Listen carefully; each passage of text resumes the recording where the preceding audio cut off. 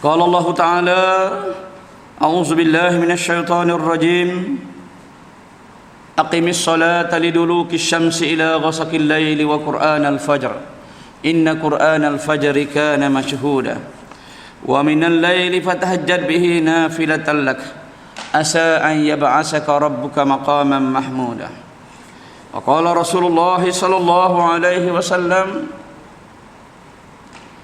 من قرأ آية الكرسي في كل دبر الصلاة ولا يمنع من الجنة إلا الموت أو كما قال رسول الله صلى الله عليه وسلم صدق الله وصدق رسول الله صلى الله عليه وسلم. Yang dimuliakan lagi dirahmati Allah, tuan-tuan imam, pengurusi, timbalan pengurusi, ahli-ahli jawatan kuasa serta pegawai-pegawai masjid, khususnya muslimin, muslimat, mukminin, mukminat, jamaah maghrib rahimakumullah taala. Alhamdulillah, thumma alhamdulillah, thumma alhamdulillah.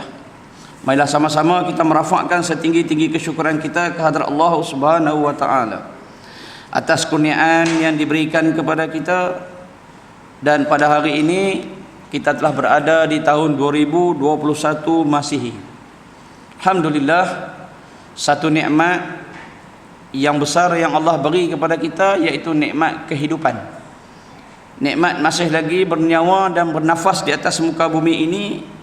Dan lebih-lebih indah lagi, nikmat itu kita pergunakan untuk jalan kebaikan yang boleh membawa kebaikan kepada diri kita juga.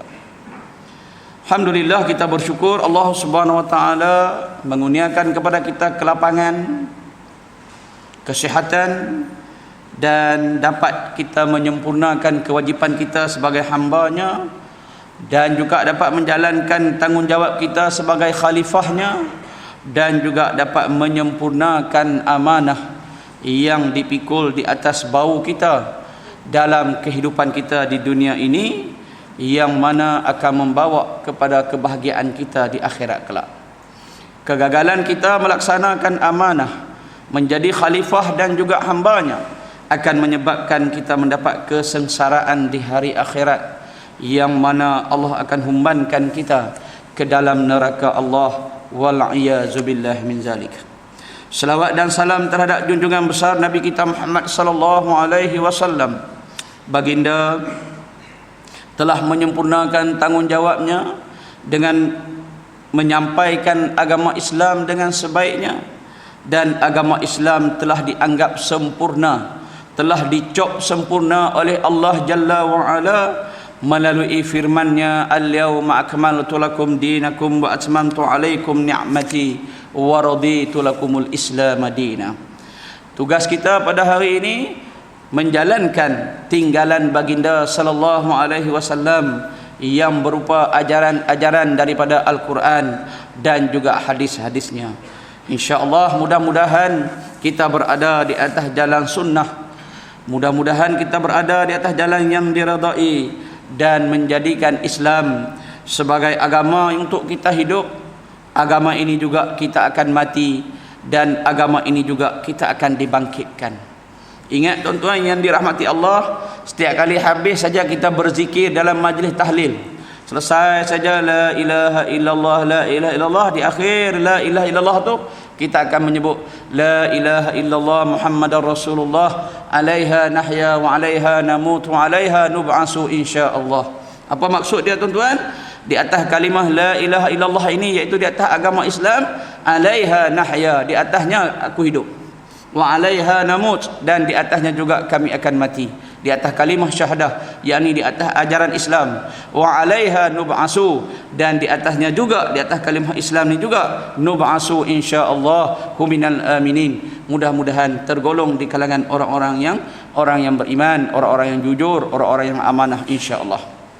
Tuan-tuan dan puan-puan yang dirahmati Allah, alhamdulillah kita dapat bertemu lagi pada sesi 2021 ini.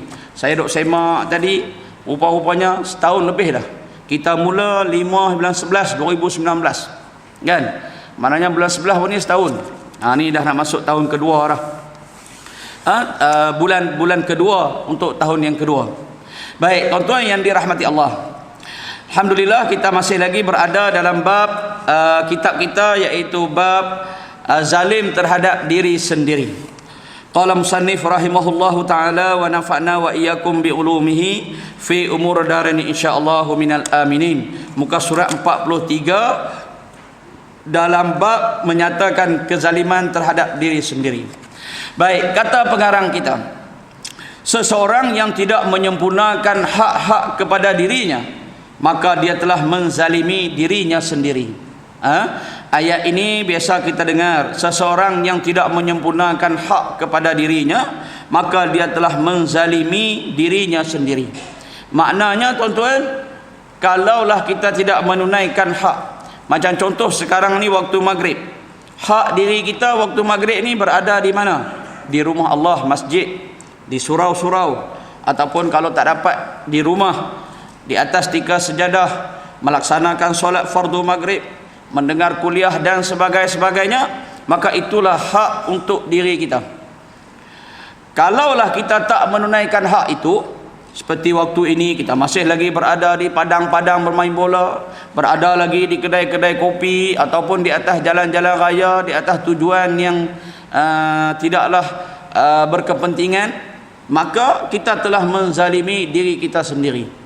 Baik, itu disebut di sini bahawa hak kita ataupun hak badan kita ini perlu kita penuhi. Hak batin, hak roh juga kita perlu penuhi. Kesemuanya itu akan mendatangkan kesempurnaan dalam kehidupan kita. Hari ini kita tengok orang-orang yang rajin menzalimi, melazimi dirinya untuk hadir ke masjid, mendengar kuliah, hidupnya akan sentiasa tenang dan terurus. Dia terarah. Terjadi apa-apa, dia teringat kepada Allah.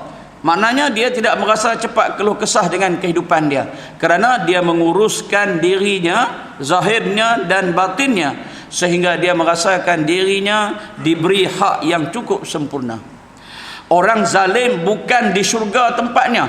Orang zalim bukan di syurga tempatnya. Bermaksud, kalau kita menzalimi diri sendiri, maknanya kita akan masuk ke neraka terlebih dahulu, kalau sekiranya dia Islam. Kalau dia zalim, dia bukan Islam lagilah, kan? Macam mana Fir'aun yang menzalimi diri dia dan juga rakyat dia, orang bawahan dia, lagilah dia akan berada dalam neraka. Ini orang zalim di kalangan mereka yang beragama Islam ataupun mempunyai syahadah, maka kehidupannya bukanlah bermula di syurga. Dia akan bermula di neraka dulu, tempat basuhan, tempat pembersihan, sebelum dia kembali ke syurga. Mereka hanya mampu meminta belas ihsan daripada para penghuni syurga. Kita belajar dalam kitab ini juga bahawa ketika lidah api neraka tu menggulung, membakar kita, kita dijulang naik ke atas, kita nampak syurga di sebelah sana. Nah, dalam kitab juga disebut, dia nampak syurga belah sana. Di saat itu kita tengok orang syurga, maka kita minta pertolongan daripada penghuni syurga. Kita minta pertolongan untuk menyelamatkan dia, menyelamatkan kita apabila kita sedang dibelit oleh lidah neraka tadi itu. Yang mana kita belajar, jatuh masuk ke dalam dasar dia 70,000 tahun, api menyambar, belit kita, dia julang pula naik ke atas sehingga kita nampak ke syurga, maka kita minta pertolongan daripada ahli syurga. Di saat itu, kata kitab kita ni, mereka hanya mampu meminta belas ihsan daripada penghuni syurga, tetapi tidak berhasil, tidak diizinkan oleh Allah, kerana bagaimana yang diberitahu oleh Allah, wa nada ashabun nari ashabal jannah an afidu alaina minal ma' aw mimma razaqakumullah qalu innallaha harramahuma 'alal kafirin. Dan Tuhan menerangkan pula kehinaan ahli neraka dengan firman-Nya. Ahli neraka menyeru ahli syurga dengan berkata, limpahkanlah kepada kami sedikit daripada air atau daripada rezeki makanan yang telah dikurniakan Allah kepada kamu.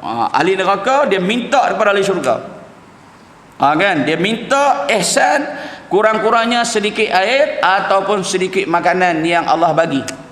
Kita boleh bayangkan tuan-tuan, kita boleh pejam mata, kita boleh bayangkan bagaimana keadaan kita lapar, kita dahaga, minta kat orang. kan? Dia minta kepada ahli syurga, lalu Allah kata apa? Mereka, yakni ahli syurga, menjawab, sesungguhnya Allah telah haramkan kedua-duanya atas orang kafir. Langsung tak dapat menjamah sama ada air ataupun makanan.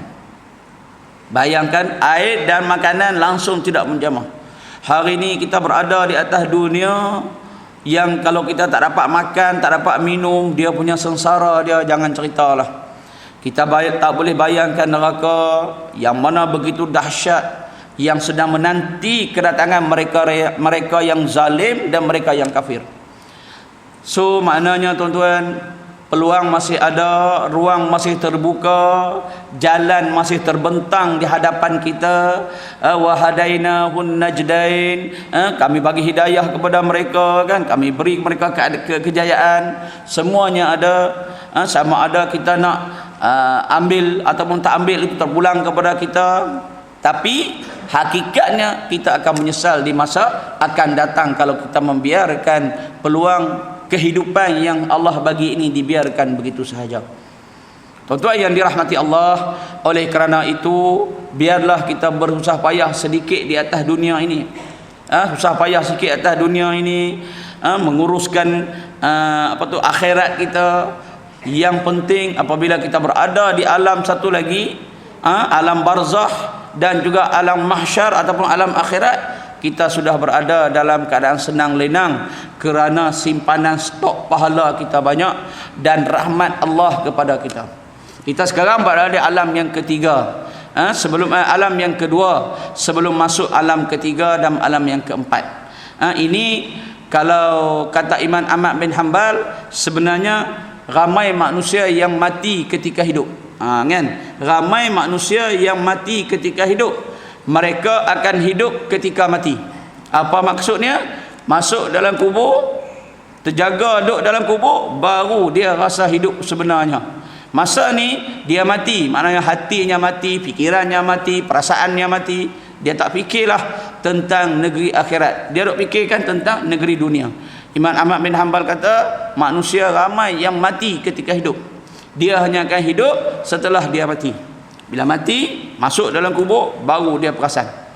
At-takatsur yang kita duk baca hari-hari itu menjelaskan kepada kita, alhaakumut takatsur hatta zurtumul maqabir. Berlumba-lumba mencari harta, sedar-sedar zurtumul maqabir, sedar-sedar masuk dalam kubur lah. Kan?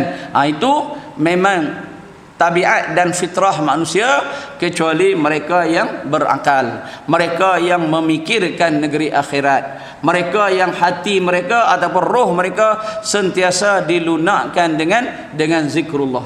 Sebab itu tuan-tuan yang dirahmati Allah, jasad kita perlu makan, batin kita ataupun roh kita juga perlu makan. Maka makanan batin adalah zikir, majlis-majlis ilmu. Makanan batin kita adalah ayat-ayat suci Al-Quran, baca dengan penuh tadabbur.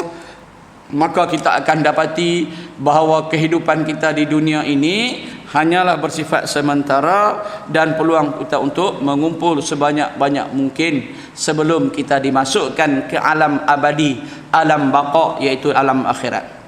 Tidak mungkin ahli neraka akan mendapat walau hanya setitik air dari syurga. Setitik air dari syurga pun tak dapat. Sedangkan kita tahu tuan-tuan, telaga Hud yang Nabi SAW sediakan untuk umat Islam tu pun, itu belum lagi masuk syurga. Duk di luar, di mahsyar. Di mahsyar ketika kita berbaris nak menuju mahkamah Allah tu, kita dahaga, kita lapar. Maknanya Nabi sediakan telaga Hud tu, kita dapat minum air dia pun dah hilang dah dahaga. Ini setitik air pun kita tak dapat merasa. Allahu Akbar. Mudah-mudahan kita dapatlah keinsafan, kita rasa bahawa ini benda yang sangat besar di negeri akhirat yang menanti kita. Lalu dia kata, Allah telah mengharamkan minuman ataupun makanan syurga bagi orang kufur kepadanya. Allah telah mengharamkan. Sebab itu disebutkan dalam kitab-kitab yang berkaitan dengan neraka dan syurga ini, bahawa kalau di dunia kita merasa makanan yang haram, maka di akhirat kita tak dapat peluang merasa dah. Kalau di dunia kita sudah minum khamar, minum arak, maka arak syurga tak dapat kita rasa. Makanan haram ni maknanya makanan yang jelas-jelas haram lah. yang kita tak perasan, tak pastilah kan. Macam kes daging ni kan, daging kartel ni kan, kita tak tahu dia haram ke tidak, terbongkar baru kita tahu kan. Itu tak termasuklah dalam kesilapan kita. Ini yang jelas-jelas arak yang telah diputuskan oleh syarak, kita duk buat juga, maka benda itu tak dapat kita merasai lagi di syurga nanti. Tinggallah mereka di dalam neraka menerima pukulan demi pukulan daripada malaikat yang berwajah bengis dan garang. Saya selalu sebut tuan-tuan yang dirahmati Allah, kita di dunia, orang yang kita tengok kisah Imam Ahmad bin Hanbal kan, dia masuk dalam penjara kerana dituduh tidak mau bersetongkol dengan kerajaan pada ketika itu untuk mengatakan bahawa Quran itu makhluk.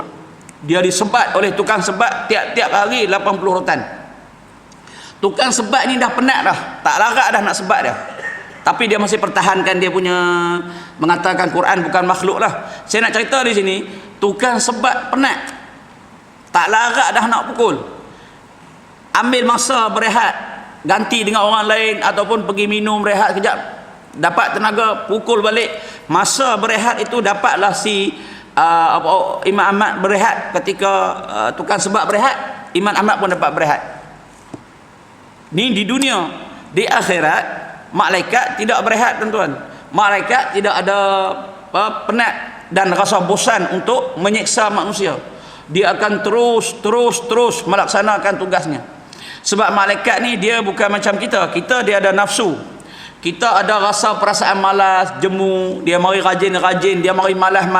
Malaikat kalau dia sujud, sujudlah. Al-Quran kata kalau dia sujud, sujudlah. Kalau dia bahagian tulis amal baik, itulah kerja dia sampai habis. Kiraman katibin yang ada di kiri kanan kita ini, kerjanya tulis amalan baik, amalan jahat. Dia takkan penat, takkan merasa lelah untuk berhenti menulis setiap perbuatan kita. Munkar dan nakir tugasnya menyiksa orang dalam kubur, menyuap orang dalam kubur, itulah tugasan dia. Dia tak kata penat dah hari ni hari Ahad rehatlah, kalau nak sebat tunggu hari Senin lah kan. Hari Ahad rehat dulu kan. Tak ada, dia berjalan. Tapi manusia dia ada. Sebab itu kita tengok di sini, mereka akan tinggal dalam neraka menerima pukulan demi pukulan daripada malaikat yang berwajah bengis dan garang. Maknanya siksaan yang mereka dapat itu, orang yang masuk neraka ni berterusan tanpa ada berhenti. Sedangkan kita kata tadi, manusia kalau dia menyiksa orang lain, dia akan penat, dia rasa bosan, dia tak larat nak pukul dah. Macam saya kata kisah Imam Ahmad bin Hanbal tadi, dia tak mau dah, Imam Hanbali tadi kan, dia tak mau dah pukul, tak larat dah. Tapi malaikat tidak ada istilah tak larat. Jadi maknanya tuan-tuan yang dirahmati Allah, di dunia kok mana pun dia akan ada akhirnya, tapi di akhirat tidak ada akhir dia. Sebab itu dia disebut dalam Al-Quran, thumma baddalna lijuludan akhar. Apabila kulit kita, daging kita dah hancur kerana dibakar oleh api neraka, summa baddalna lijuludan akhar, kemudian Allah tumbuhkan kulit yang baru, liyazuqu azabal harik, untuk mereka itu merasa sakitnya siksaan api neraka itu. Maknanya dibakar oleh api neraka, rentung, lepas rentung, kalau kita di dunia lepas bakar matilah, habislah. Api kubur tanam selesai. Di dunia mati. Tapi di akhirat rentung dah daging kita ni, ditumbuhkan daging yang baru kan. Summa baddalna lijuludan akhar liyazuqu azabal harik. Kami tumbuhkan mereka itu daging-daging, kulit-kulit yang baru untuk merasai azab yang tersangat pedih. Mana di dunia mati, di akhirat dia tak mati dah. Dia ulang begitulah sehingga selesai bersih pada dosa dia, barulah digerakkan ke syurga sekiranya dia masih ada syahadah la ilaha illallah Muhammadar Rasulullah. Kalau tak ada, khalidina fiha abada, kekallah ia di dalamnya kan. Ini di antara pengajaran yang boleh kita gambarkan sekiranya kita berada dalam api neraka. Wal'ayazubillah min zalik, kita menjadi sebahagian daripada. Sebahagian ahli tafsir menyebut inilah yang dimaksudkan oleh Allah Subhanahu wa taala melalui firman-Nya dalam ayat 20 surah As-Sajdah. Kita baca As-Sajdah hari Jumaat. Wa ammal ladzina fasaku fama'wahumun nar. kullama aradu an yakhruju minha u'idu fiha wa qila lahum dhuqu 'adzaban naril ladzi kuntum bihi tukadzibun. Kemudian sambung wala nudhiqannahum minal 'adzabil adna, kan sambungan dia. Dan sebaliknya orang-orang yang fasik, fasik ini masih lagi dalam kategori Islam, cuma dia fasik, berdosa besar, maka tempat kediaman mereka ialah neraka. Maknanya orang fasik akan masuk neraka dulu. Hak tadi orang zalim masuk neraka dulu, orang fasik masuk neraka dulu, orang munafik pun masuk neraka dulu, orang kafir pun masuk neraka dulu. Maknanya nak masuk syurga dulu orang itu mesti orang-orang yang beriman sahaja. Innal ladzina amanu wa amilus solihati sanudkhiluhum jannatin tajri, kan sesungguhnya orang yang beriman dan beramal soleh maka kami masukkan mereka itu ke dalam syurga. Itu sahaja satu-satunya golongan yang layak ke syurga dulu. Hak lain semua ke neraka dulu. Cuma macam saya katakan tadi, seandainya la ilaha illallah ada, syukur alhamdulillah. Tapi jangan kata oh kalau macam tu ustaz, aku kekalkan la ilaha illallah cukuplah, kata biarlah masuk neraka dulu. Jangan, kan ini bukan benda mainan boleh cuba-cuba, boleh try kan. Ini mainan, benda yang sangat serius, terutama kehidupan akhirat kita. Tak boleh kita nak bayangkan. Ada sahabat saya hari itu dekat masjid bisik kat saya, ustaz, macam mana di padang mahsyar kita duduk ramai-ramai tu, ada orang kata peluh sampai dekat keting, peluh sampai dekat lutut, peluh sampai dekat buku lali, peluh sampai dekat dada. Sedangkan duduk dataran, bila peluh kat keting, semua keting lah dia kata. Peluh dekat lutut, lutut semua lah. Dia duduk bayang dalam kepala, sebab duduk dalam padang kan. Macam banjir lah. Kalau naik sekat lutut, lutut lah semua. Kalau sekat dada, dada lah. Dia kata macam mana yang Allah kata ada golongan yang sekat lutut, ada golongan yang sekat dada. Dia duduk bayangkan dengan kepala dia. Saya kata wallahu alam, saya dah jawab pun tak boleh. Tapi ceritanya bagaimana itu kuasa Allah yang buat. Macam mana dia menentukan. Macam mana kita sebut wujuhun yauma idzin nadhirah ila rabbiha nazirah. Wajah mereka itu seronok kerana dapat melihat Tuhan. Macam mana lihat Tuhan? Kalau kita lihat Tuhan, maknanya Tuhan itu berjasad, berbentuk. Sedangkan Tuhan tidak berjasad. Bukan mujassimah, Tuhan itu bukan berbentuk. Tapi Allah kata wujuhun yauma idzin nadhirah ila rabbiha nazirah, dapat lihat Tuhan. Macam mana lihat? Wallahu ta'ala alam, Allah saja yang mengetahui. Begitu juga dengan kes dalam keadaan di mahsyar. Macam mana keadaan? Wallahu ta'ala alam. Cuma kita kena yakini peluh itu berdasarkan kadar-kadar kita di dunia ini. Dia tanya pula soalan saya, ustaz, saya masuk neraka, saya masuk syurga tingkat syurga Naim, isteri saya masuk syurga Firdaus, macam mana kami nak bersama ustaz? Dia punya pemikiran dia duk bayang macam mana. Saya kata Allah Ta'ala ini dia maha pengasih, maha penyayang. Bila masuk syurga yang berlainan, boleh dimohon untuk dapatkan sekali, kita boleh mohon untuk dapatkan. Oh tak boleh lah ustaz, kita asing-asing, kau boleh saya nak dengan isteri saya sekali. Saya kata tak apalah tu haji usaha masuk syurga dulu, nanti di sana kita fikir macam mana nak sama kan. Jawab dia macam tu. Sebab apa? Dia punya tanya, dia berdasarkan akal dia, payah sikit lah. Ini yang jenis main akal ni agak payah sikit lah kita nak menjawab kan. Sebab apa? Keadaan di sana wallahu ta'ala alam bagaimana yang sebenarnya. Cuma Al-Quran menafsirkan, ada dikatakan mahsyar ini dunia ini yang dihamparkan semula. Mahsyar ini adalah dunia ni. Dunia ni lepas dicabut semua gunung-gunung, dibentangkan dalam bentuk padang, lepas tu manusia akan dibangkitkan daripada kubur dia. Kalau tuan-tuan nak tengok macam mana manusia kena bangkitkan lebih kurang tu, tengok cerita Piramli hak bila hak pakai trompet tu. Kan? Hak dia bangkit pada kubur tu. Lebih kurang macam tu lah, tapi ada lah lebih lagi kan. Nak cerita Piramli hak tiup trompet. Piramli ni tiup trompet tu bukan sengaja tuan-tuan. Trompet itu melambangkan apa? Sengkakala. Kan sengkakala tu trompet kan. Cuma dia geng 6 jahanam kan. Geng 306 kan. Dia buat cara lawak lah. Tapi trompet itu bila tiup trompet pakai bangkit belakang itu menunjukkan kebangkitan manusia di mahsyar. Maknanya ada dia punya unsur-unsur keagamaan dia dalam tu. Kita duk gelak aja kan, tapi Piramli dia ada yang tersirat di dalamnya tu. Jadi maknanya kaedah macam tu kita wallahu alam, Allah Taala saja yang mengetahui. Dia kata dan sebaliknya orang-orang yang fasik. Maknanya sekali lagi saya ulang, orang fasik orang yang zalim, orang yang munafik, orang yang kafir, golongan ini masuk neraka. Masuk neraka dulu. Lepas tu baru pindah ke syurga sekiranya ada syahadah. Tiap-tiap kali mereka hendak keluar dari neraka itu, mereka nak keluar dari neraka itu, mereka dikembalikan kepadanya. Kita dah belajar pada perjumpaan kita lepas, dalam kitab ni juga sebut bahawa orang-orang yang masuk neraka ni cuba lari. Dia lari daripada neraka, dikepung oleh malaikat, diseret balik ke neraka. Lebih kurang samalah cerita tu. Tapi cerita ini kita dah belajar dah pada perjumpaan kita lepas.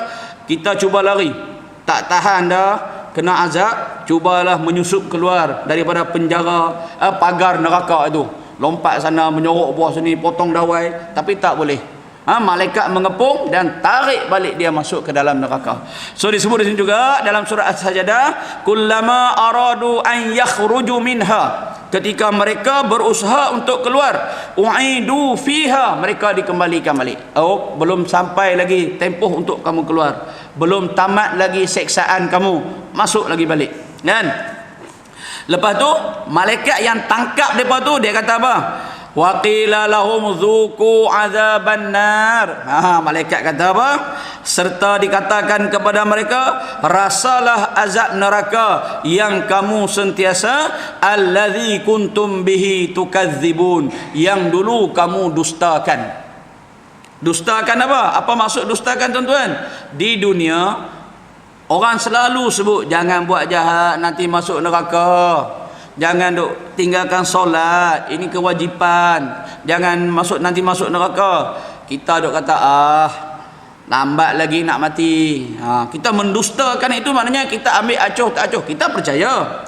Kalau tak tanya orang kafir pun, orang bukan Islam pun dia percaya. Tapi adakah kepercayaan dia itu membawa dia menyembah ataupun melaksanakan suatu benda yang boleh mengelakkan daripada api neraka? Tak. Begitu juga dengan orang Islam kita. Dia percaya neraka itu wujud, tapi dia tak melaksanakan sesuatu benda pun yang boleh mengelakkan daripada api neraka. Ingat tak kata-kata Ibrahim bin Adham, 10 sebab doa ditolak. Banyak dalam 10 itu, saya petik satu je, iaitu ramai yang mengetahui adanya neraka tetapi tidak pernah berusaha untuk mengelakkan daripada memasukinya. Ini yang kita sebutkan allazi kuntum bihi tukadzibun. Kita tahu mati, kita tahu kita akan mati bila-bila masa, tapi berapa ramai yang bersedia untuk mati? Dia tak kisah, kan? Sedangkan sebelum tidur Nabi dah ajar sunnah-sunnah sebelum tidur. Banyak yang Nabi ajar tentang sunnah-sunnah sebelum tidur, doa-doa dia, kan? Paling lekeh kita selalu baca doa apa? Bismillahumma ahya wa amut, yang kita dah baca selalu. Itu doa yang kita baca. Kalau tuan-tuan rujuk dalam kitab doa-doa ma'thur, banyak doa-doa yang Nabi sallallahu alaihi wasallam ajar kita ketika kita hendak tidur, kan? Maknanya bila kita dah ready, bersedia, kita dah ready, kita ambil wudu, kita baca doa, hati kita kata apa? Kalau mati pun tak apalah, kita mati dalam keadaan husnul khatimah. Kita dah bersedia. So begitu juga dengan neraka ini. Tanyalah siapa pun, semua percaya kepada neraka. Ada neraka, tapi adakah dia berusaha untuk mengelaknya? So inilah orang yang akan dimasukkan ke dalam api neraka. Para penghuni neraka tidak berhenti-henti berebut untuk keluar, sama ada dengan merangkak, mengesot, berjalan dan sebagainya, kan? Pakat nak keluar belaka daripada api neraka tu, tak tahan. Namun Allah Ta'ala mengarahkan para malaikat menolak mereka jatuh dan kembali ke dasar neraka, sambil diingatkan kepada mereka tentang azab neraka yang sewaktu hidup dahulu mereka tidak percaya mengenainya. Ini kan, tak percaya mengenainya ini bukan maknanya tak percaya, tidak bersedia untuk mengelakkan daripada memasukinya.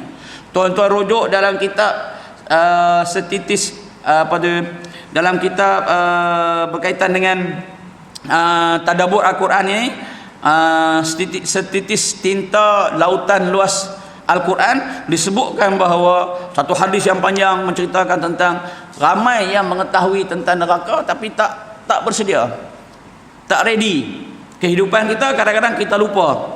Sebab itu ada satu sahabat kan, apabila dia dengar Rasulullah cerita pasal akhirat kan, dia menangis, dia rasa sedih. Lepas tu bila dia balik rumah dengan anak bini dia lupa pasal akhirat. Dia teringat ke anak dunia, dia teringat ke anak bini dia, sehingga dia jumpa Rasulullah.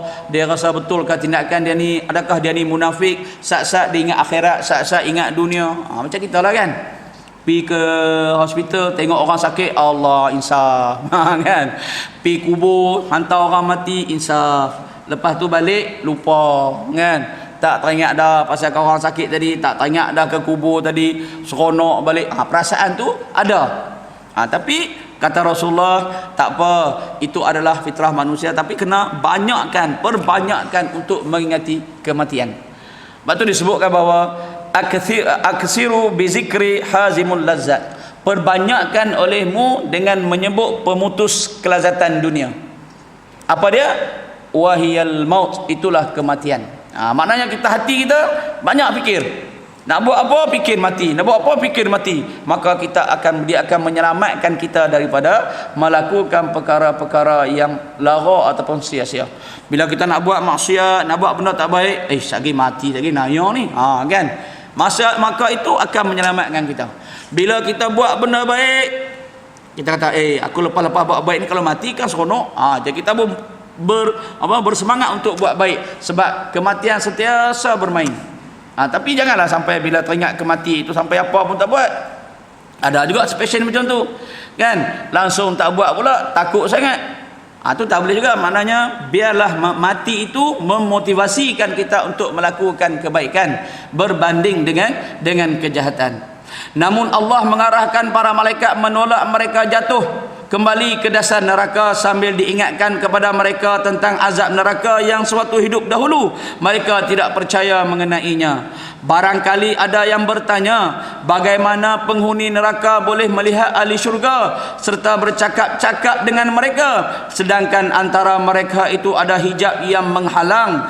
Demikianlah Allah Ta'ala menunjukkan kekuasaannya mengikut apa yang dia kehendaki. Macam saya kata tadi lah kan, bab mahsyar. Macam mana hak ni air keting, hak ni air sampai lutut, hak ni peluh sampai ke dada, sedangkan duk sebelah menyebelah, tak tenggelam sekali ke? Allah Ta'ala maha mengetahui. Dialah yang maha mengetahui. Kita ni tuan-tuan, kalau nak fikir tentang kekuasaan Allah, memang tak habis fikir. Tapi kita diminta untuk berfikir dan kita mempercayainya. Tengok pada diri kita dulu, sudahlah. Wa fi anfusikum afala tubsirun, pada diri kamu adakah kamu melihat? Pada diri kita pun kadang-kadang kita tak mampu untuk melihat. Kalau kita tengok dalam surah Al-Ghasyiyah, afala yanzuruna ilal ibili kaifa khuliqat, tidakkah kamu melihat bagaimana ibil, seekor unta diciptakan? Wa ilas samai kaifa rufi'at, bagaimana langit ditinggikan. Hak tu pun kita tak nak, susah dah kita nak dapat, nak mikirkan bagaimana Allah buat kan. Tetapi kekuasaan itu berlaku dan kita kena mengimaninya, kerana dia termasuk dalam perkara-perkara akidah.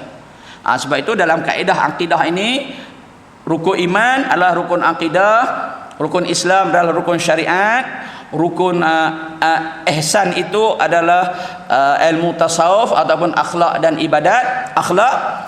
Maka rukun iman semua melibatkan perkara-perkara yang kita tak boleh nampak dengan mata kepala, yang tak boleh nak fikir dengan akal kita. Bukan tak boleh fikir, akal tak sampai. Semua bab-bab rukun iman, kalau tuan-tuan baca rukun iman, semua perkara-perkara itu fikir pun tak boleh nak sampai. Beriman kepada malaikat, beriman kepada kitab, beriman kepada rasul, kan payah nak fikir dengan akal. Kalau fikir pun dia takkan sampai. Tapi kalau rukun Islam, kebanyakan boleh berfikir. Mengucap 2 kalimah syahadah, nampak asyhadu an la ilah, bersolat 5 waktu, nampak benda itu dia merupakan syariat. Hak ni merupakan akidah tauhid. Rukun Islam dia merupakan syariat. Manakala ihsan pula, an ta'budullah ka'annaka taraka, itu dalam hadis Jibril itu, ia merupakan ilmu tasawuf, keikhlasan dan adab kita dengan sang pencipta, iaitu Allah Rabbul Jalil. Jadi tiga-tiga itu mesti ada dalam diri kita, barulah melengkapi sebagai seorang Islam. Buang salah satu tak sempurna. Buat amal ibadat sahaja, tapi bab-bab kubur, neraka, syurga agak payah nak percaya, tak boleh juga. Hak ni pula jenis dia percaya saja kepada akidah, syariat dia tak buat. Tak sembahyang tak apa ustaz, Allah tahu niat kita. Kan. Ada seorang sahabat mengadu kat saya, anak dia suka sembahyang ikut suka-suka hati, ngadap sana sini kan, mengadap dia mana-mana dia suka. Jadi panggillah seorang ustaz nak berhujah dengan dia. Ustaz tu katalah kat dia, kamu tak boleh solat macam ni, solat mesti kena dekat kiblat. Ustaz tak mengajikan Allah tu kan ada di mana-mana. Kan. Ustaz tu garu kepala, dia kata tak boleh lawan budak ni, kata nampak macam tak apa nak betul kan. Dia jenis macam tu pula. Kan? Dia lebih tu pula tak boleh. Lepas tu lebih kepada tasawuf pula, lebih kepada ihsan kan. Macam dalam kitab dalam kitab Penawar Bagi Hati kan, orang yang mengutamakan tasawuf ini, dia kalau boleh dia nak menghadap Tuhan tu, dia nak lupa segala-galanya, dia nak menghadap Tuhan saja, dia nak jaga betul hubungan dia dengan Tuhan.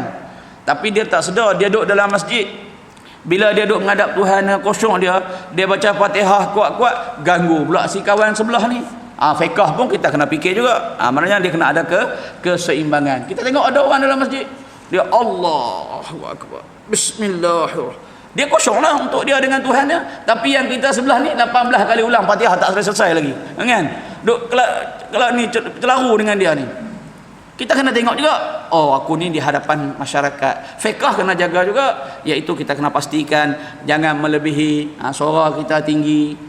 Ini duk sah kelima, imam duk sah depan, imam baca salah, gambar nu duk dengar surah sah kelima, duk baca Fatihah tak habis-habis, duk alhamdulillah kita siratal ladzina ngam ta'alaihim kan. An'am jadi ngam sudah, keliru dengan dia. Maknanya kita kena ada ketiga-tiga itu, barulah kehidupan kita sempurna. Akidah kita ada, syariat kita ada, tasawuf ataupun akhlak kita ada. Saya selalu sebut, kita mai ke masjid kan tuan-tuan kan, kita mai masjid, hubungan kita dengan Allah cantik dah di masjid, tapi kita dengan kawan-kawan kita, masyarakat pula kita kena jaga. Saya dah tengok di mana-mana masjid lah, sini tak berlaku. Kadang-kadang dia mari, dia suka hati dia Allahu Akbar, dia tak pedulilah sah dia betul tak betul kan. Dia kena tengok juga, tengoklah kawan sebelah, senyumlah sikit. Ini tengok kau sebelah muka tu dia kan, senyumlah sikit. Lama kita lah pakailah ni kan, pakai ni, senyum tak senyum pun tak nampak. Kurang-kurangnya tengok kat dia, kat tangan. Ini tengok, dia tengok Allah ni nak telan aku kan ni kan. Sebenarnya itulah di antara hikmah kita berjamaah. Ini dia mari, dia peduli dia ya Allahu Akbar, dia tak pedulilah apa jadi kan. Masa dulu saya ingat dari waktu zaman-zaman kita duk rapat sah tu, kita pula duk tengah duk semayang, duk pergi renjak untuk dapatkan sah dengan dia tu. Dia buat tak kisah. Maknanya walaupun hubungan dia dengan Allah tu cantik, hubungan dengan manusia, dengan masyarakat kena jaga juga. Kan? Itu cerita tadi, akidah, syariat, akhlak kita mesti kena jalan seiring, barulah cantik. Hari ini kita tengok ramai, dia cerit-cerit tu ramai, tapi kadang-kadang ada berlaku segelintir sajalah, bukan semua, yang hanya dia mari untuk dia saja. Lepas tu dia balik, dia selesai untuk dia selesai, tanpa dia memikirkan bagaimana hikmah kita berjamaah ialah untuk mendapatkan ukhuwah di antara kita satu sama lain. Baik tuan-tuan yang dirahmati Allah, gambaran neraka mempunyai gunung, parit, sungai, lembah, laut, perigi, rumah, tahanan, penjara, jambatan, istana, kalajengking dan ular. Semoga Allah melindungi kita daripada segala macam azab siksaan itu. Sebab itu ada satu kitab yang saya pernah jumpa, saya pernah baca. Dia kata dalam dia persoalan macam ni, orang perempuan dia tanya kepada satu penceramah tu. Saya dengar, saya baca dalam tu, dia baca. Dia kata orang lelaki dapat bidadari, kan? Duk ada bidadari selain pada bini dia di dunia, dapat lagi bidadari. Lepas tu kami dapat apa lah ustaz? Dia muslimat tanya kan, takkan nak cari bidadara juga? Tak boleh jadi kan. Lalu dia kata kan, saya dengar, saya baca dalam buku kitab tu, dia kata di syurga disediakan segala kenikmatan yang kita nak. Sebab apa? Orang lelaki dari segi fitrah dia tak peduli ke shopping komplek tu kan, dia tak peduli ke barang kemas, dia tak peduli ke baju. Buktinya kita tengok orang lelaki datang ke masjid dengan orang perempuan datang ke masjid, kadang-kadang ni butang baju ni macam-macam warna kan, dia suka-suka hati je, yang mana dia jumpa atas benda tu ada sumbat masuk dalam ni kan, dia tak peduli. Orang perempuan lain, dia telekong mesti kena satu colour semua kan. So dia kata di sini bahawa di akhirat juga disediakan mengikut keperluan dia. Macam kita di dunia kalau dapat poligami, aduh kan, gah lah, seronok kan. Jadi orang perempuan takkan nak poligami juga. Maka di akhirat disediakan tempat, kalau saya sebut dalam kitab kita sebut macam seolah macam shopping komplek lah. Boleh pergi shopping, boleh pergi beli barang mengikut minatnya di atas dunia ni kan. Jadi disediakan juga di dalam syurga mengikut kehendak dia macam tu. Jadi maknanya bila dia dapat benda tu, dia dah lupa dah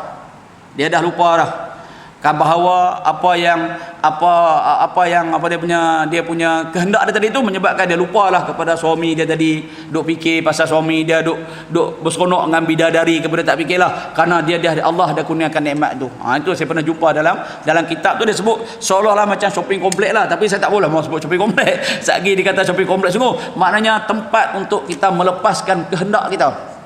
Kehendak kita semasa di dunia ini kan. Itu ada juga.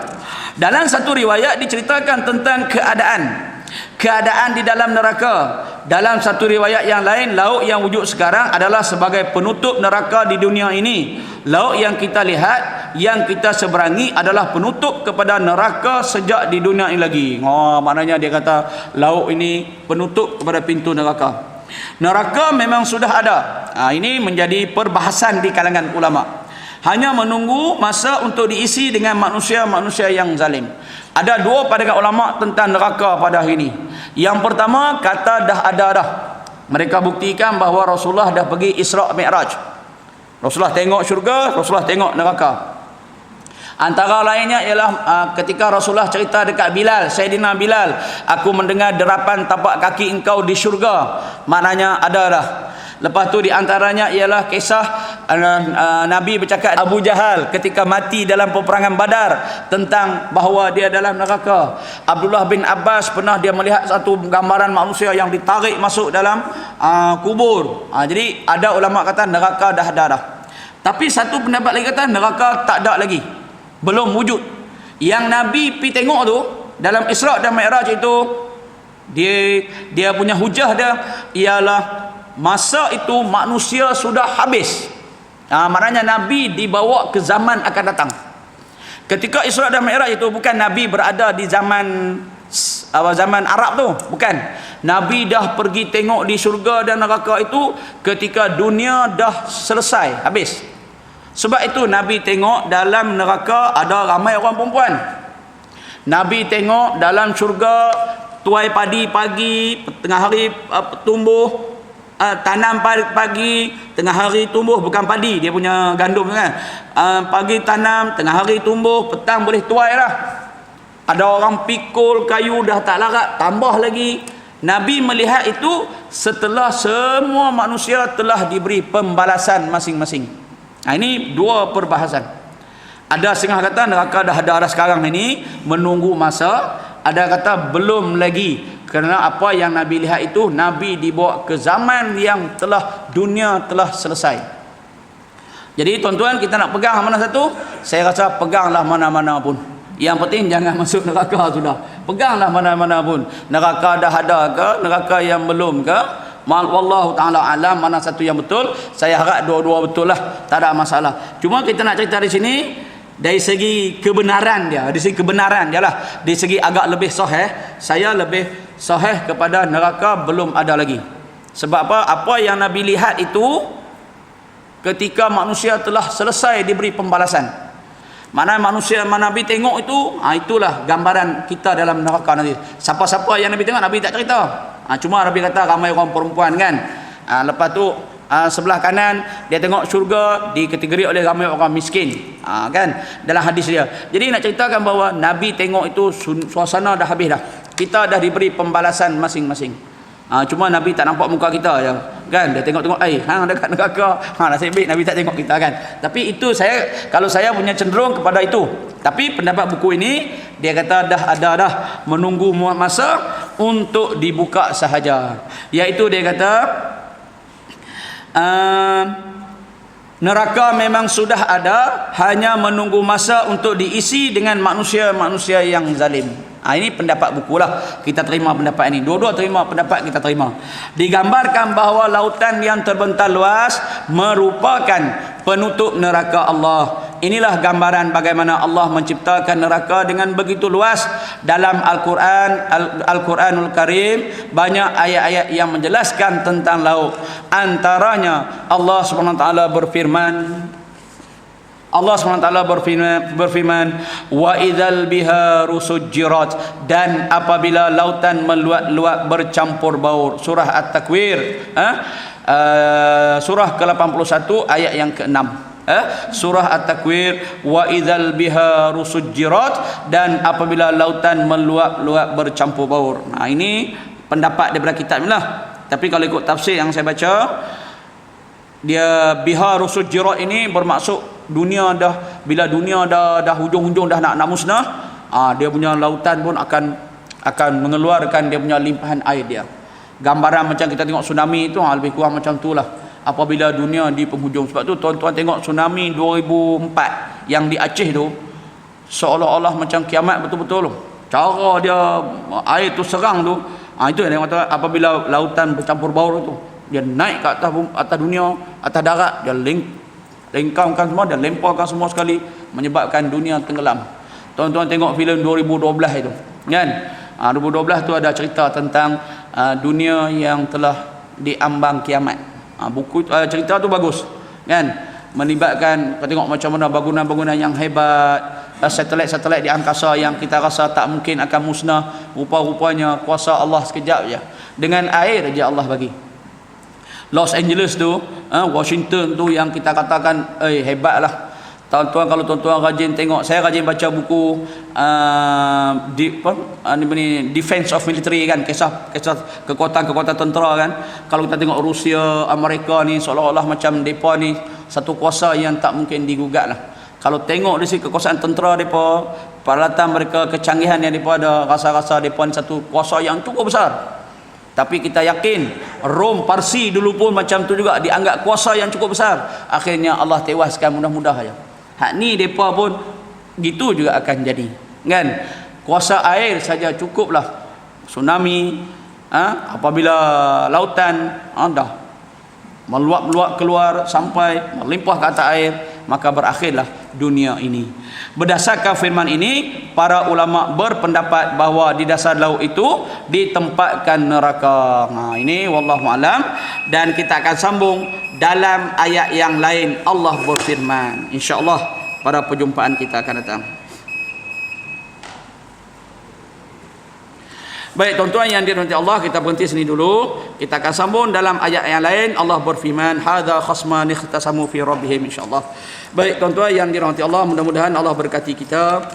Allah jadikan ilmu yang kita dapat ini dapat menyelamatkan kita daripada api neraka dan dapat masukkan kita ke dalam syurga Allah.